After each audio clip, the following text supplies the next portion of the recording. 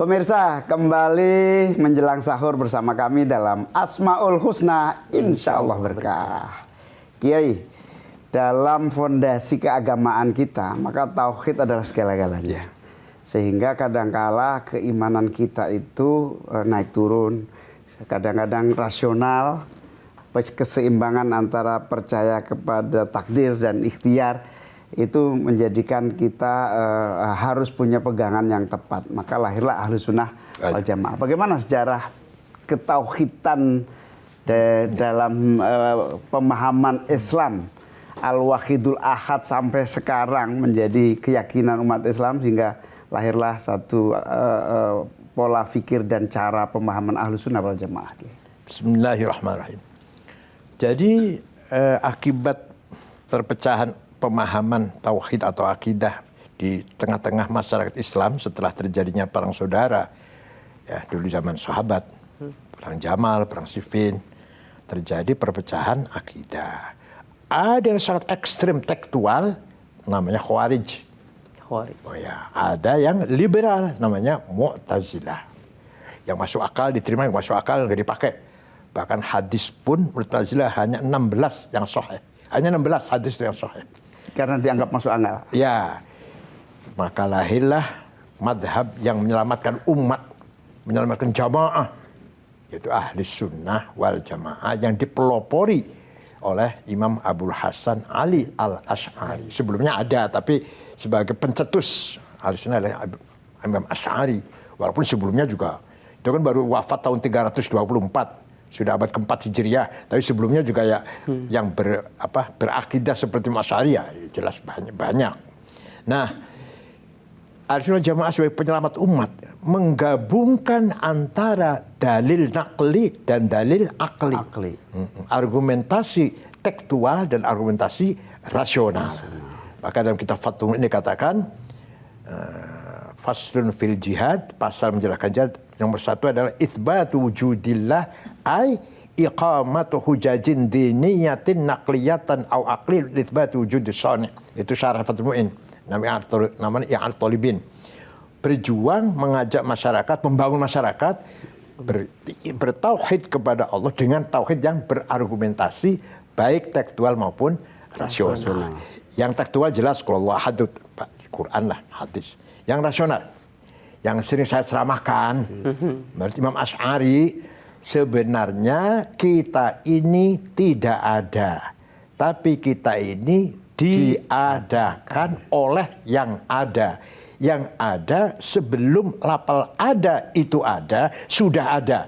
Bahkan kita sehari-hari menggunakan lafal ada karena ada yang ada. Sehari-hari menggunakan kata tidak ada karena ada yang ada.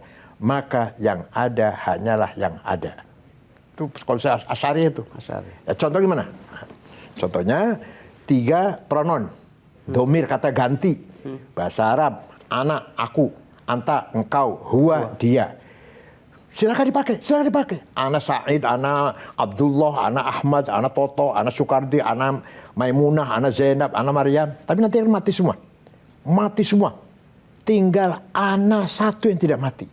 La ilaha illa ana fa'budni. Tidak ada Tuhan kecuali aku. Jadi aku Tuhan, aku itu. Bukan selain Tuhan, aku Tuhan.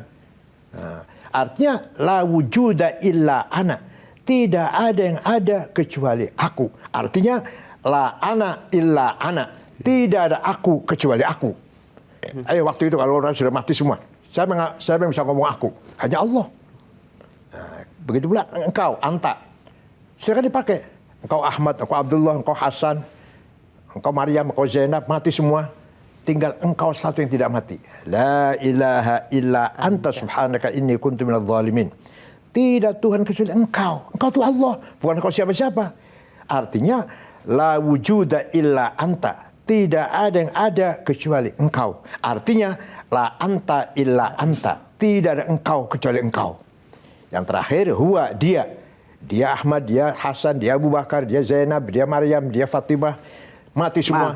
Tinggal dia tidak satu yang enggak mati. La ilaha illa huwal hayyul qayyum. Tidak Tuhan kecuali dia. Artinya la wujuda illa huwa. tidak ada yang ada kecuali dia. Artinya la huwa illa huwa, tidak ada dia kecuali dia. Maka hakikatnya engkau, hakikatnya aku, hakikatnya engkau, hakikatnya dia Allah. Kita ini hanya pinjam. Dah ringkas sekali itu, aduh, luar biasa, ringkas banget. Ini yang saya pahami selama 2 tahun bisa saya omongkan hanya 2 menit. Dan lebih ringkas lagi, kalau kamu tidak percaya kepada yang ahad, buktinya cuma satu, mati. Itu tadi. Mati. Jadi kalau orang mati, kalau nggak percaya pada satu ahadiyah, al-ahadiyah, ya gimana? Mati juga. Ayo ngomong anak. Kalau udah mati, nggak bisa. Nggak bisa. Ayo, misalnya anak Allah yang ada. Jadi pada dasarnya di hati setiap manusia pasti mengakui. Ada bisikan kebenaran. Betul. Yang maha ahad. Yang maha ahad. Karena itu bagaimana Kiai memahami Ahlus Sunnah wal Jamaah ini keseimbangan antara akli dan nakli. Ya. Gimana? Ya, jadi secara nakli sudah jelas Quran dipakai. Secara akli kepada anak kita, anak-anak cucu kita lah atau murid-murid kita harus pahaman seperti itu. Harus pahamkan seperti itu. Jangan hanya ikut campur. Contoh begini. Ente percaya pada Allah? Percaya. Kata siapa? Kata Kiai. Salah itu. Misalkan Mas Nyun Sewu, mohon maaf, Mas Bobi. Ente percaya pada Allah? Percaya. Kata siapa? Kata Kiai. Salah itu. Yang benar jawabnya kata saya. Allah ada, kata saya. Kalau masih kata Kiai, informasi masih. Berita itu namanya. Konon kabarnya. Allah tuh ada masih. Gitu kan? Tapi kalau kata saya, itu yang sebenarnya adalah mengimani tauhid. Sebenarnya tauhid yaitu kata saya. Saya mau diapakan, tetap saya meyakini Allah ada. Bukan kata Kiai, bukan. Pertama kali anak kecil ya kata ayah, kata Kiai, anak kecil. Kalau kita ini masih information, masih konon katanya, konon kabarnya.